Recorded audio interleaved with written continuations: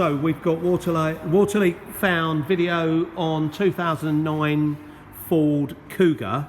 This is a factory screen, and this is a common problem with them. We've put some bubbles on the outside of the screen, or the stuff that makes bubbles, and now we're going to make the bubbles. So you can see there's the bubbles, so that's air's going up in the gap. So the water gets in there, and then it usually comes around the outside. It doesn't often drop straight on top of you. So it's all the way along the top there. So that's that. So the water finds its way round to the carpets, and I've got the light here set up to show you that the carpet under there is absolutely sodden. Don't know if you can see that, but there's a lot of water there, and it goes underneath the seat. So we've got to get the seat out to get the carpet up, because it will find its way to the rear footwell. Although it's slightly higher on this, it may not have, but usually they do, depending on if the car's parked on the flat or not. So now if I go around the other side, I'll show you that it's wet that side. Obviously the water's leaking on both sides, so that's what it does. Yeah,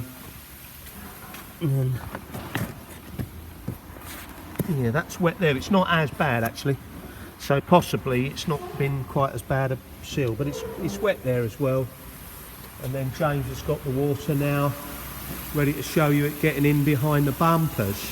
Got the hose pipe running here, got the camera inside. So on these cars they have bumper vents, where they're sort of car cabin vents, but they're behind the bumpers, so that's a better way of saying it.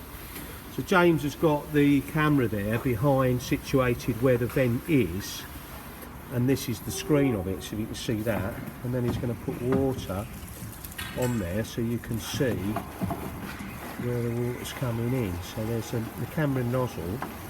You're looking for a camera through a camera through a camera, if you see what I mean. And the water's, I can't see it coming in yet, but it's, you'll see. Oh yeah, look, I just saw it there. You can see that. Yeah, so you can see the water dripping in there. So okay, so it's a little bit like looking at the scanner, trying to see what a baby looks like, but we're used to seeing it. It's obvious there, there's water coming in.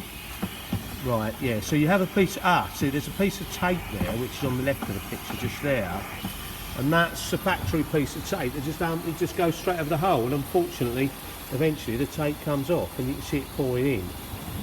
So the vents leak around the housing. They're like a little small picture frame, like a similar vent to the one on the front.